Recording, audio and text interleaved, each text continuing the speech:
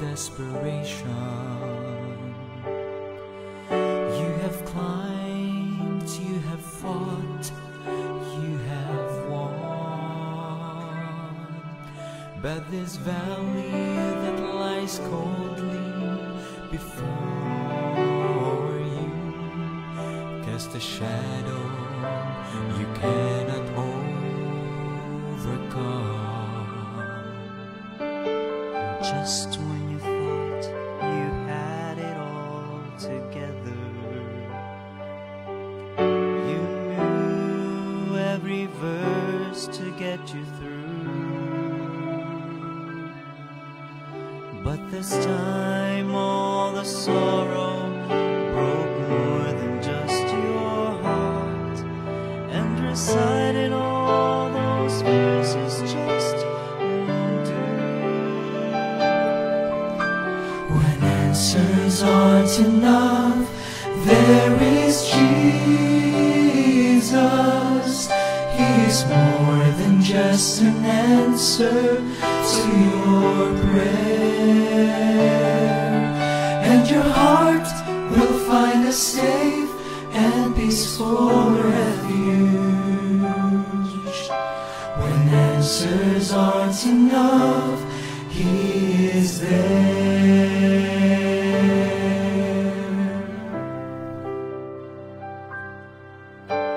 Huwag na magtanong kung bakit nga ba. Landas ng ating Diyos ay alamin. Papanatag ang damdamin, danaw mo kanyang layunin. May luha man tagumpay ay kakamtin. Kung sagot ay di sapat, nariyan si Jesus. Sa dalangin siyang sagot ay higit pa.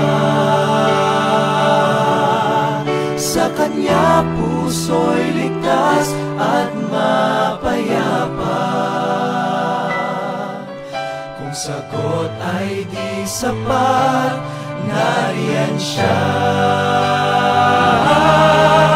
Kung sagot ay di sapat, nariyan si Jesus.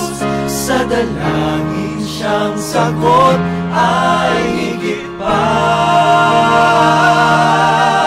Sa kanya puso'y ligtas at mapayapa. Kung sagot ay di sapat, kung sagot ay di sapat, kung sagot ay di sapat, nariyan siya. Nariyan siya. Nariyan siya. Nariyan siya. Nariyan siya. Good evening to everyone. Maraming salamat po sa napakagandang awitin na yan. When answers aren't enough, there is Jesus. Ayan, so yes, napakaganda po ng awitin na yan, mga kapatid. Maraming salamat po sa lahat ng nanonood po sa atin ngayon. Ayan, so purihin po ang ating Panginoon. The Lord gave us once again the opportunity to have a live broadcast. So, maraming salamat po sa ating Panginoon at patuloy niya tayong pinagpapala. Meron tayong kalakasan, katalinuhan para maibahagi ang kanyang banal na salita. So, purihin po ang ating Panginoon.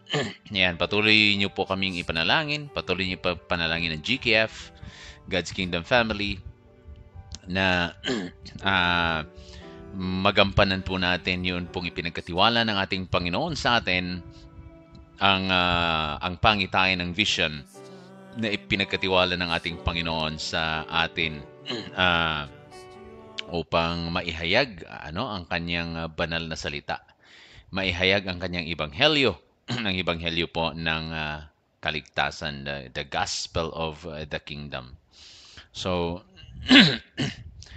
yun po ang aming hinihiling, yung inyong pong mga panalangin. Ah, Diyan po sa ating description. Okay? Meron pong dalawang link po dyan. And the first link is for the Kingdom Partners. We need partners. We need you to be our partners sa gawain po na ito.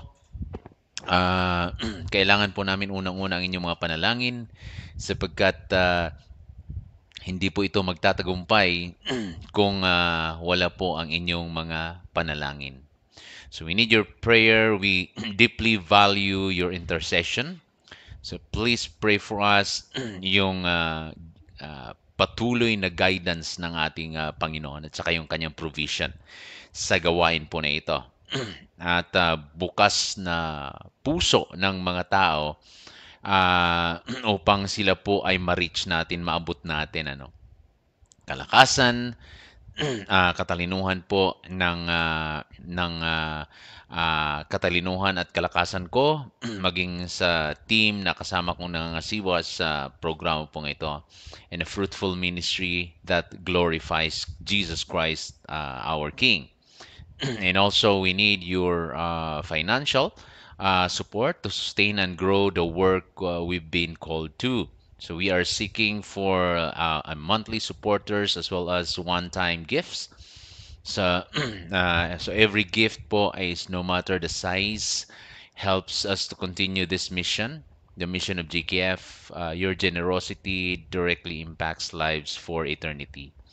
So if the Lord leads you to give, you can donate dyan sa ating link. So i-fill out nyo lamang po yan. Maaari po kayong magbigay para po sa gawain po ng GKF. Alright. So, sa gabi pong ito, hindi naman to special, but this is a series break po. Okay? Sapagkat pag-uusapan po natin, yun pong Kingdom of God in the Church. Okay? So, yan po ang ating pag-uusapan, yung kaharian ng Diyos at ang eklesiya o ang iglesia. Okay? So now, let me give you first the introduction. Lagi natin ginagawa po dito. Ano ba ang GKF? Okay, saan ba ito nagmula? Bakit pa may GKF? So ang GKF po ito po ay isang pangitain na ibinigay po ng ating Panginoon sa atin. Okay, that was 10 years ago. Binigay po ng Panginoon sa atin yung isang pangitain, yung vision ng GKF sa pamamagitan po ng pag-aaral ng salita ng ating hari, ng ating Panginoon mula Genesis hanggang Revelation.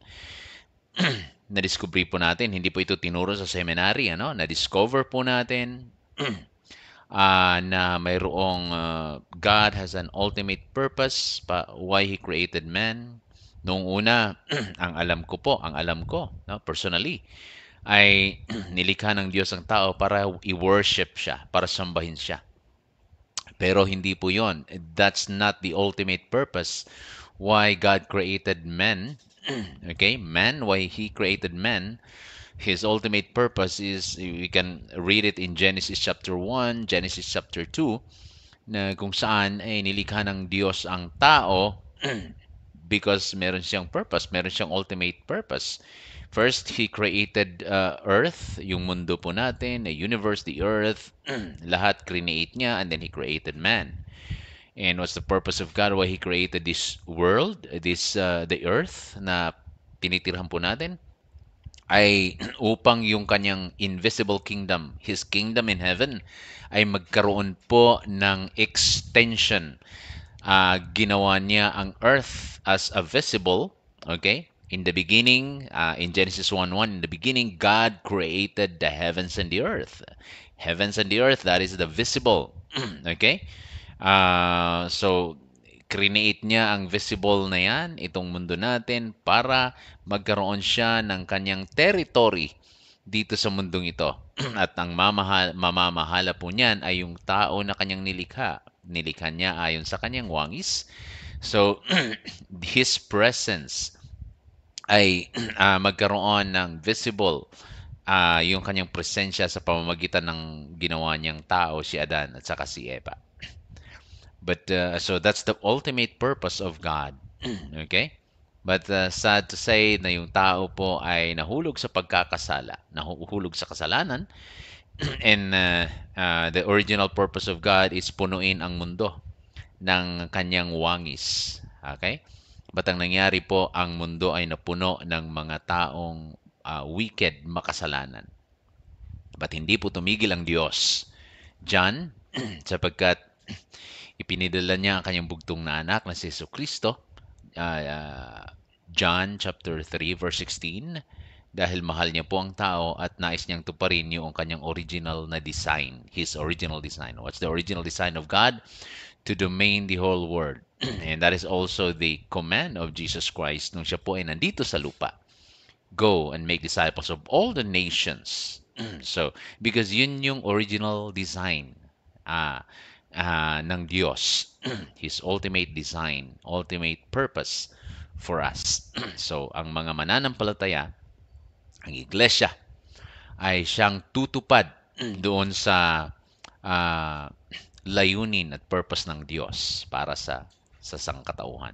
And always remember na tayong mga mananampalataya, lahat ng sumampalataya sa ating Panginoon, ay tayo po ay maghahari kasama ng ating Panginoong Hesukristo ng 1,000 taon dito mismo sa mundong ito na ating tinitirhan. So we will reign with Jesus Christ. Makikita po natin yan sa Revelation chapter 19, chapter 20, at saka chapter 21. That we will reign with Christ for 1,000 years here on earth. And then, pagkatapos ng 1,000 years ay gugunawin ng Panginoon ang langit at saka ang lupa, at siya ay lilikha ng bagong mundo. Yung new heaven and the new earth. Again, we are not going to stay or spend our eternity in heaven. Hindi po yan, Wala pong ganong sinasabi sa Biblia that we will stay forever in heaven for 1,000 billions, zillion, trillions of years. We will stay our eternity in the new heaven and the new earth, kasama po ng ating Panginoong Jesucristo. So I am so excited about that. Okay, kaya nga ito din po yung ating itinuturo po ngayon upang tayo po ay talagang malalaman natin. At ito po ibinigay ng Panginoon sa atin bilang pangitain. So having a kingdom mindset, kingdom mentality, ito po ay makakatulong po sa atin na maunawaan natin yung ating purpose at magawa po natin yung pong ating layunin. Alright? Again, having a kingdom mindset. Sapagkat dalawa po ang mentality or mentalidad ng tao sa ating kapanahunan. When it comes to spiritual things, ang unang mentalidad ng tao at ng maraming mga iglesia ay religion mentality. So yun po yung nakakalungkot. Lagi kong sinasabi in my introduction that ang religion po ay gawa lamang po yan ng tao. Hindi po yan gawa ng Diyos. Yan po ay gawa ng tao at yan po ang sumisira sa ating kapanahunan na kung saan marami sa mga simbahan ang niyayakap itong mentalidad ng relihiyon. Yan po ang ating ngayon na ipinapangaral at hopefully sa tulong ng biyaya ng Panginoon, sa tulong po ng ating pong pangangaral, ng technology na meron po tayo, ay mamulat at mabuksan po ang isipan ng ating mga iglesia at ng mga ating kapwa manggagawa. Sapagkat marami po sa ating mga leader ng iglesia ang yumayakap pa rin hanggang ngayon sa religion mentality. Hindi rin po natin ito masisisi, itong mga ito, na kahit na po sila naging Kristiyano na, ay patuloy pa rin nilang niyayakap ang mentalidad na ito. Hindi natin masisi kasi unang-una tayo po ay actually we are oppressed. Tayo po'y kawawa bilang mga Pilipino sapagkat tayo po, we've been colonized by Spaniards for almost 400 years. At kung ano yung itinuro sa atin ng mga Espanyol, doon po sa kanilang relihiyon, ay hanggang ngayon ay dala-dala pa rin po natin mula po sa politika, sa negosyo, um, sa relihiyon o sa simbahan, ay dala-dala pa rin natin kung ano yung itinuro sa atin ng mga Espanyol. Kaya yung isang tao, siya naging mananampalataya na, um, kung ano yung kanyang kinagisnang tradisyon, pananampalataya, minsan dinadala niya po nung siya po ay naging mananampalataya na. Kagaya lamang po ng tinatawag po na nila, no? Yung merong hierarchy when it comes to the service sa paglilingkod sa ating Panginoon. Meron tayong tinatawag na laity at saka clergy. Yung laity, yun po yung mga normal na miyembro ng simbahan o mga leader. At yung clergy naman, yun yung leader, yung pastor. Doon po sa ating pinanggalingan bilang mga Katoliko, yung clergy, yun yung pare. At yung laity, yun po yung mga ordinaryong mga parokyano ng simbahan. So, yun po ang katotohanan na tayo, niyayakap po natin yung pong mindset na yun. Na hanggang ngayon po ay patuloy po natin itong pinaniniwalaan. No, tayo'y kumilala na sa ating Panginoon at tayo po ay sumamba na at pumunta na sa isang simbahan at tayo po ay naging miyembro ng isang simbahan. Now, patuloy nating niyayakap yung pagkakaroon ng religion mindset. Ano? Kaya minsan nakakalungkot isipin na mayroon tayong mga ginagawa sa loob ng simbahan nung tayo ng mananampalataya na minsan sumusunod tayo sa mga tradisyon at yung mga tradisyon na yon ay hindi po I mean binabali po yung salita ng atin pong Panginoon. Yun po ang nakakalungkot isipin na minsan ang mga mananampalataya mas pinagtutuunan pa ng pansin yung pong tradisyon kaysa sa salita ng atin pong Panginoon. Kaya minsan po ang nagsasuffer po dito, mga kapatid, ay minsan yung pong mga miyembro, okay? Yung ating mga members na kung saan ay talagang mayroong desire na tunay na maglingkod sa atin pong Panginoon. So, yun po ang nakakalungkot na katotohanan sa ating kapanahunan ngayon. Kaya nga po, yan, nung ibinigay ng Panginoon sa atin itong pangitain na itong God's Kingdom Family, ay ito pong nagpabago sa ating mindset. My mindset was changed mula po sa pagkakaroon ng religion mindset. Binago po ito ng pangitain na ito, binago ng Panginoon yung aking pananaw pagdating po sa sa ministry. Dati po, ako po ay tinawag bilang isang youth pastor at doon po bilang isang youth pastor, ang akin pong focus bilang isang youth pastor, bilang galing sa seminary, fresh pa galing sa seminary, so kung ano po yung alam natin, yun yung ating in-apply. So naalala ko pa noon, that was 20 years ago, na yung mga kabataan ay na aking hinahawakan, dinadala natin sa mall, nanonood ng sine, nagbabasketball. So, puro kasiyahan. Kasi yun yung namulat, Puro kasiyahan at samantalang yung spiritual aspect ng kanilang buhay ay nakaligtaan. Okay?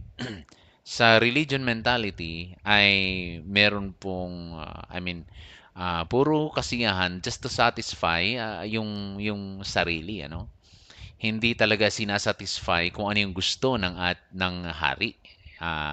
Kaya ini-encourage nga po natin ang lahat na magkaroon ng tinatawag na kingdom mindset. Because kingdom, ang kingdom po ay ini-influensyahan po yan ng king. And kung ano yung nais ng ating ng hari, yun po ang nasusunod sa pamamagitan po ng kanyang banal na salita. Isa religion, hindi po. Kung ano po yung sinasabi ng tradisyon, uh, again, don't quote me on this. I believe in tradition, but yung tradition po na umaayon sa salita ng ating Panginoon.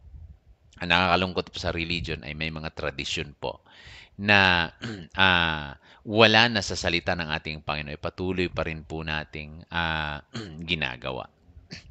At yun nga, yung aking ini-example niyan palagi ay yun pong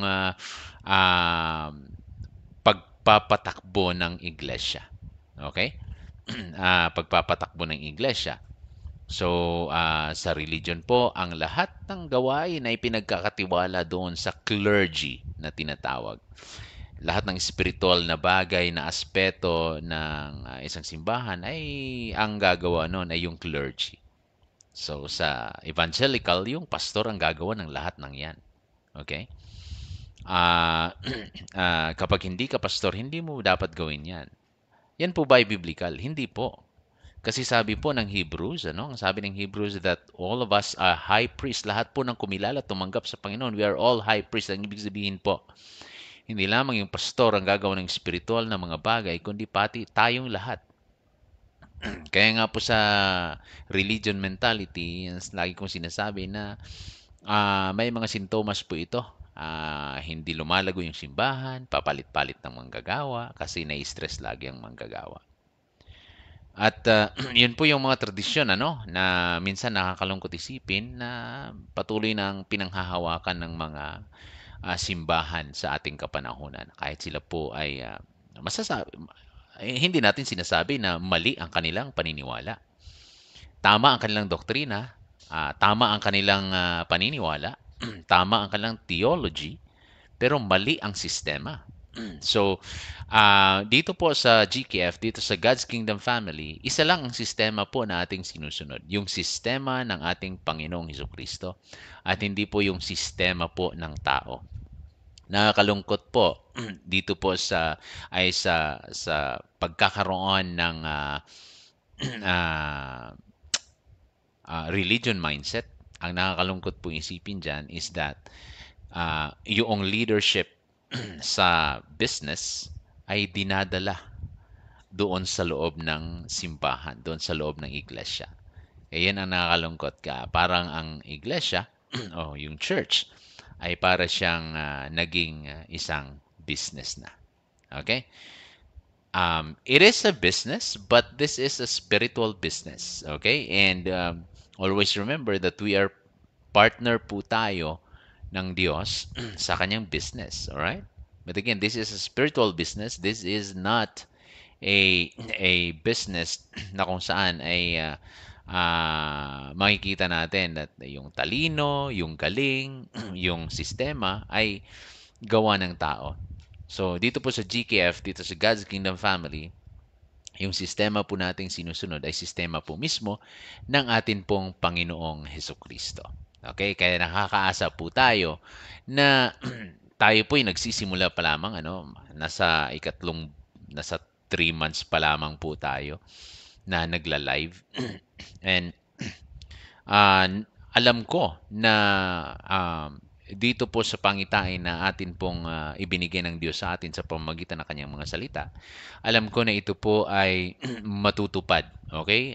I am a visionary person at yung aking mga pangitain ay ibinibigay ko po ito sa ating Panginoon. At sa vision ko, sinisigurado ko po na hindi ako lalagpas doon sa prinsipyo ng salita ng atin pong Panginoon. So, hindi ako lumalagpas o hindi ko binabali yung salita ng ating Panginoon para lang maipasok yun pong aking desire. So, my vision, my mission, dito po sa GKF ay naaayon at umaayon doon po sa Biblia o doon po sa salita ng atin pong Panginoon. Okay? So, yan po ang GKF. So, Ang atin pong misyon dito po sa GKF para po sa kaalaman ng lahat. So this is our mission. This is our mission statement to build strong Christ-centered families that embody the love, power, and authority of God's kingdom on earth. So nais nating makita na tayo po ay magtatayo ng isang ng bawat pamilya, mga kingdom hubs doon sa bawat pamilya na doon po nakapaloob ang pagmamahal, ang kapangyarihan, ang otoridad ng ating Diyos. ah Reflection ng kanyang kaharian. Okay? Bawat family. We are also dedicated to transforming lives through sound teachings. Sound teaching of God's Word. Intentional discipleship and impactful community outreach. Equipping every family member to live with purpose and walk in their God-ordained destiny. Yung pong discipleship at saka yung equipping, yung religion mentality, hindi po naniniwala dyan. Why? Because they don't want to be equipped, they don't want to be discipled because yun nga, ang pastor lang ang gagawa ng lahat ng mga bagay, ng spiritual na bagay sa loob ng iglesia. Kaya walang training dapat sa mga ordinary member, walang equipping, walang discipleship, which is wrong. Okay? Very, very wrong. Because according to the Apostle Paul in Ephesians, that the primary work of the pastor, actually second work of the pastor is to equip the saints so that the saints or the church will do the work of the ministry. The primary work of the pastor is to feed the flock, to feed the church. And then second is to equip the church, equip the believers so that the believers will do the ministry. So, sa makatuwid, ang pastor po ay trainer, right? Ang pastor ay trainer, a mentor, para po, kasi hindi po kakayanin, ng manggagawa ang lahat ng gawain. Okay? That's the reality. Yun po yung katotohanan. Kung i-example po natin, yun pong mga malalaking company sa ating kapanahonan. Let's say yung SM, hindi naman si Henry C. ang lahat ng gumawa ng lahat ng gawain. Hindi naman siya yung nagtayo, nag-construct, hindi siya yon, hindi siya yung nagle-labor o yung mga sales person sa loob ng SM. Hindi siya gumawa nun. Okay? So he is the CEO, okay? He manages. But under him ay mga tao po na gumagawa. Okay, para po sa success ng kanyang business. Ganon din ang ating Panginoon. Always remember na si Kristo ay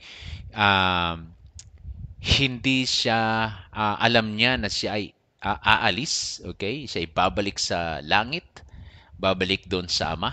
Alam niya yon, kaya ang ginawa niya, he managed the church. Paano niya minanage yung kanyang iglesia dito sa lupa? Paano niya ginawa yung kanyang itinayong iglesia dito sa lupa? So, how he managed it? He managed it with his strategy, with his system. Okay? So, may sistema ang ating Panginoon. Ang una pong ginawa ni Kristo,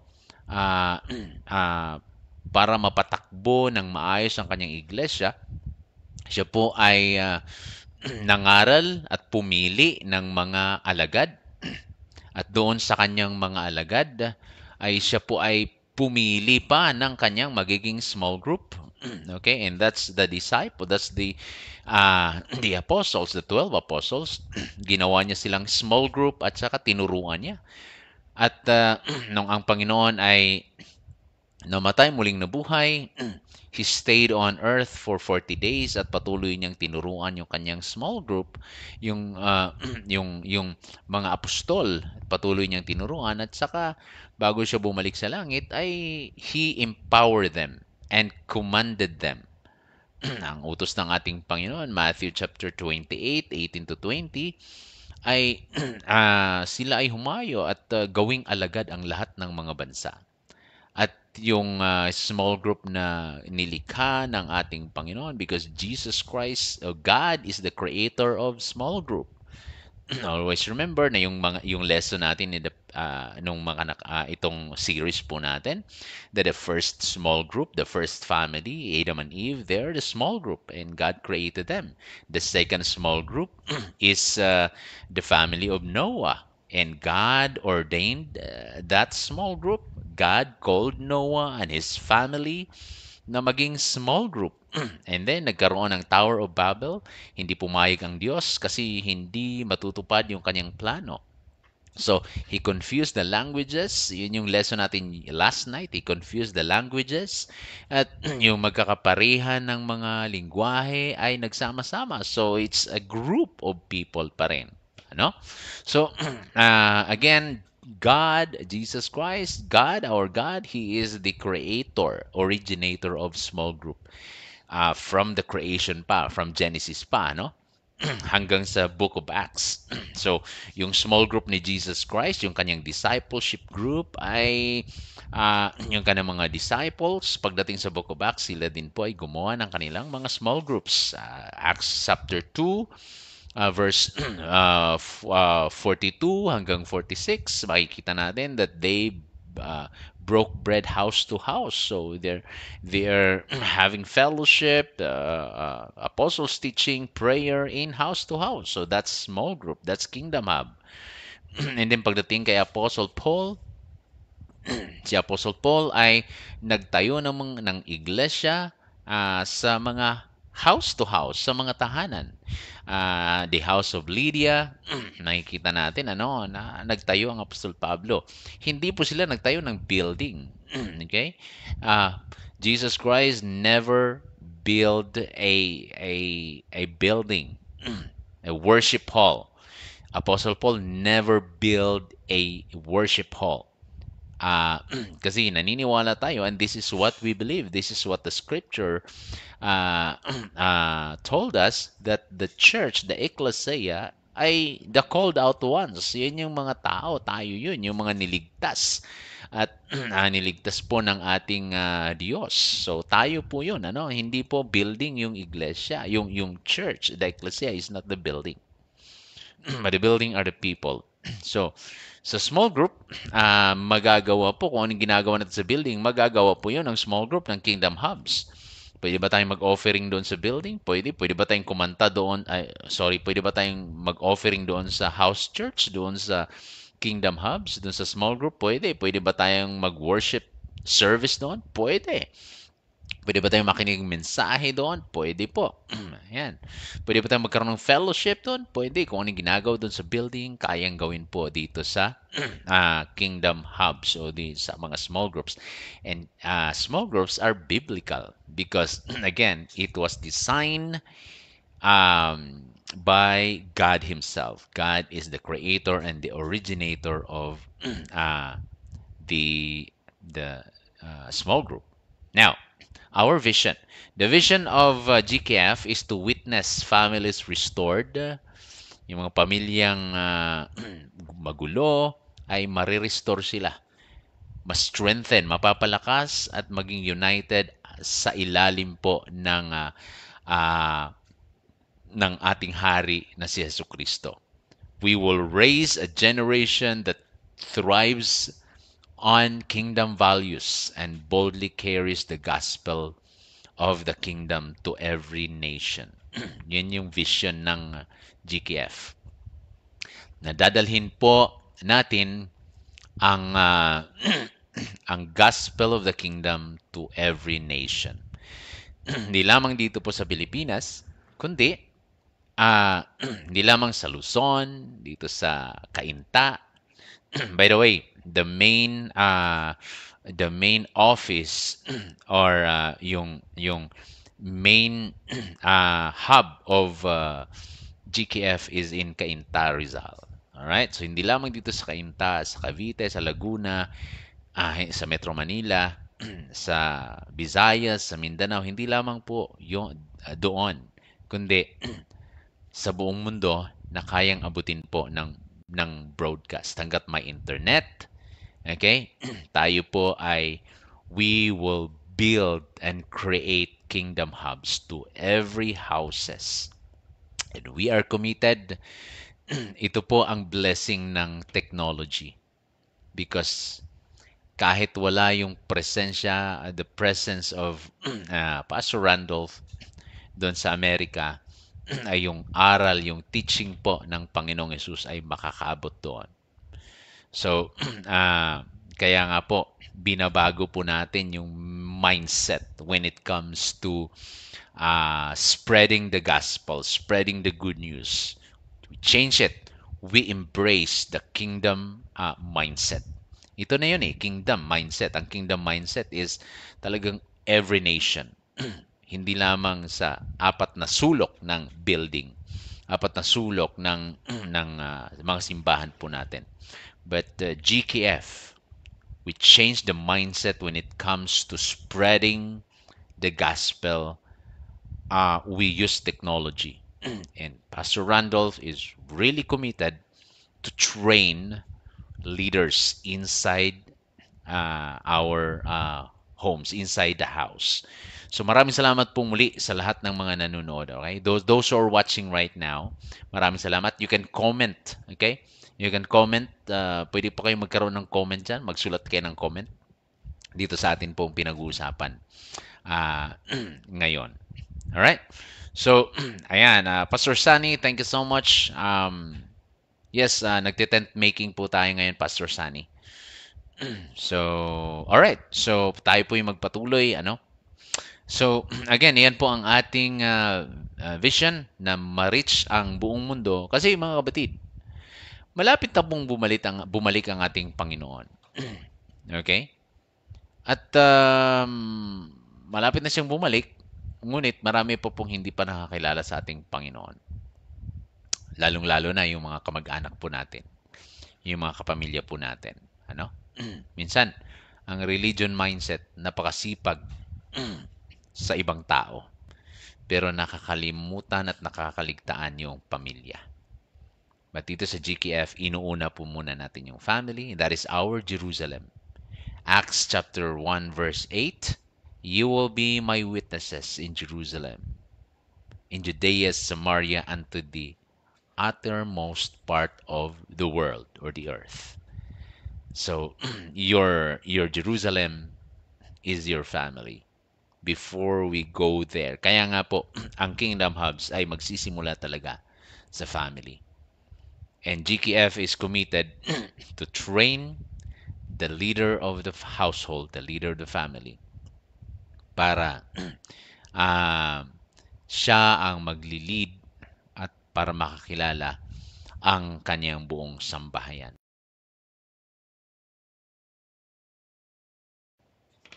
Alright, so yun po, mga kapatid, ang layunin. And our strategy, okay, the strategy of GKF, ang strategiya po natin ay to establish kingdom hubs. Ayan, hindi masyadong kita. Ayan. To establish kingdom hubs. Ayan. Mag-establish po tayo ng mga kingdom hubs. Ano ang kingdom hubs? So, yung salita pong hub is a center of activities. Yan. Yan po.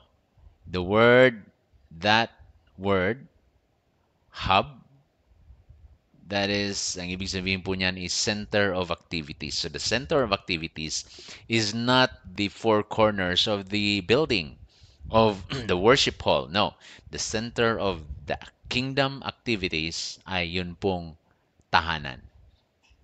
Okay, yung tahanan. Kaya tinawag siyang kingdom hub. Alright? So, that's the center of our activity. So, our strategy is we will create kingdom hubs to every household. At yung household na yon, maaari pong invite kung sino man sa kanilang mga family. At yung household na yun, ini-encourage din po natin na sila po ay manganganak din ng mga kingdom hubs. Hindi lamang si Pastor Randolph ang laging magsisimula, but the leader na matitrain po natin at yung household na yon, yung magsisimula, later on ay sila din po in-encourage natin, sila din po ay dapat manganak ng kanilang mga kingdom hubs. So, praise God. Alright, purihin po ang ating Panginoon sapagkat ah, meron na po tayong isa dito sa Greenwoods, Pasig. Greenwoods, malaki po kasi yung Greenwoods Executive Village, yan po ay tatlong bayan. Bayan ng Pasig, bayan ng Cainta, at saka bayan ng Taytay.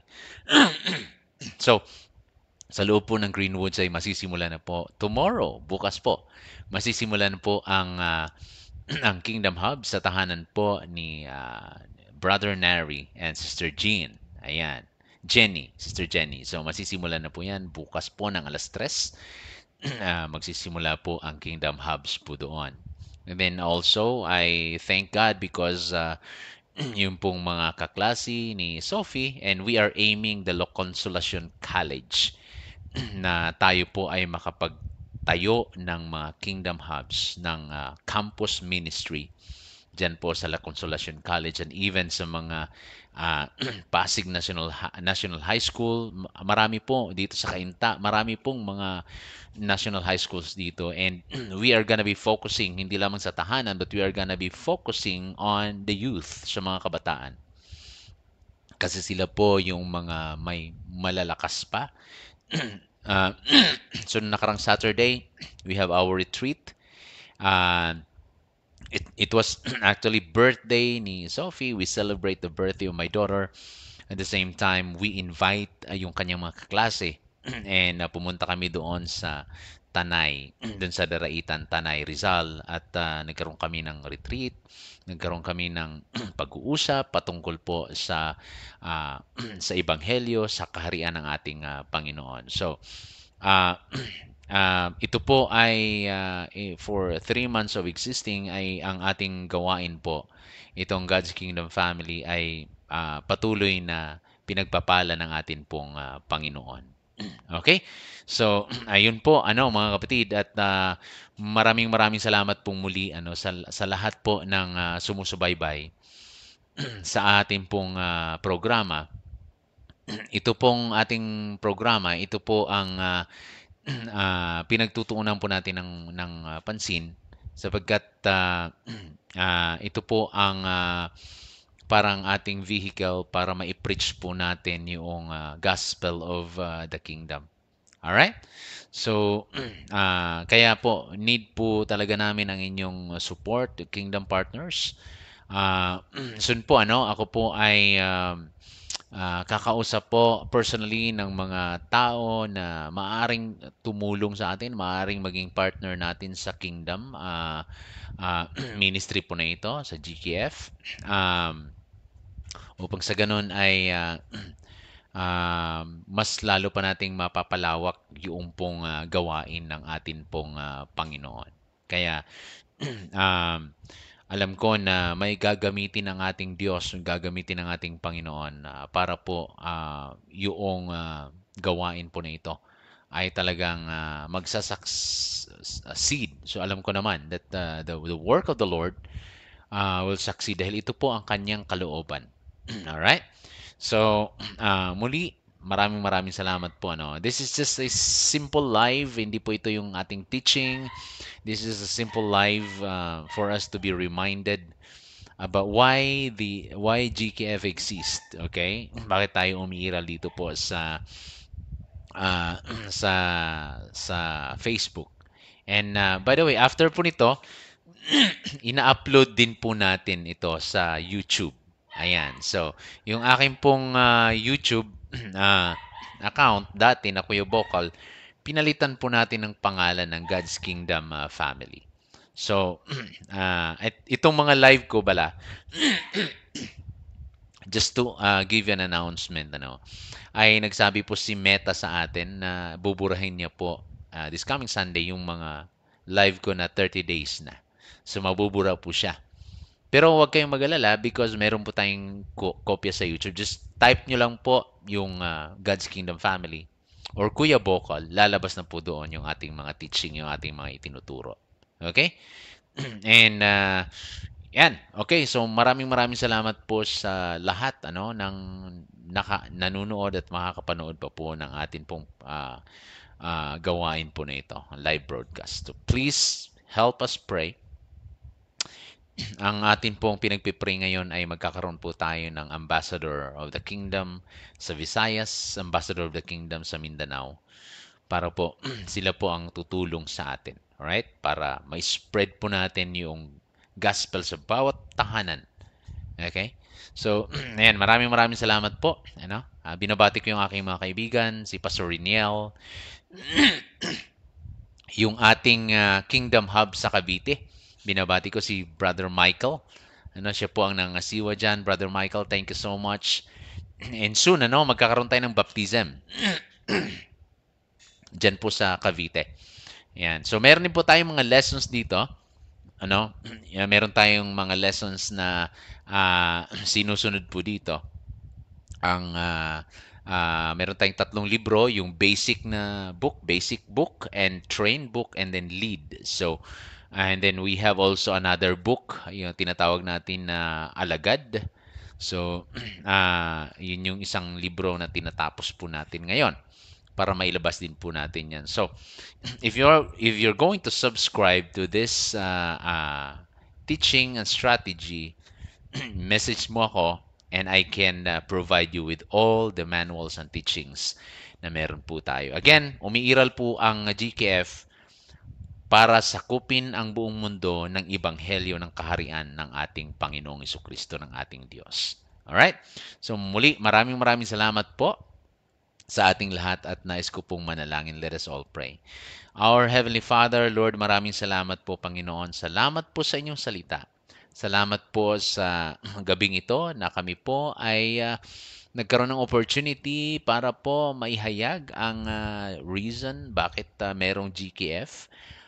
Upang maihayag, Panginoon, ang inyong layunin sa bawat isa sa amin, na matulungan ng bawat isa na umalis doon sa religion mindset at yakapin ang kingdom mindset, because having a kingdom mindset ay makakatulong sa amin para maunawaan namin bakit kami umiral as a church, as an ecclesia sa mundo pong ito. Salamat po, Panginoon. We pray for our Kingdom Hub that will gonna be starting tomorrow sa tahanan po ni Brother Nary sa Greenwoods.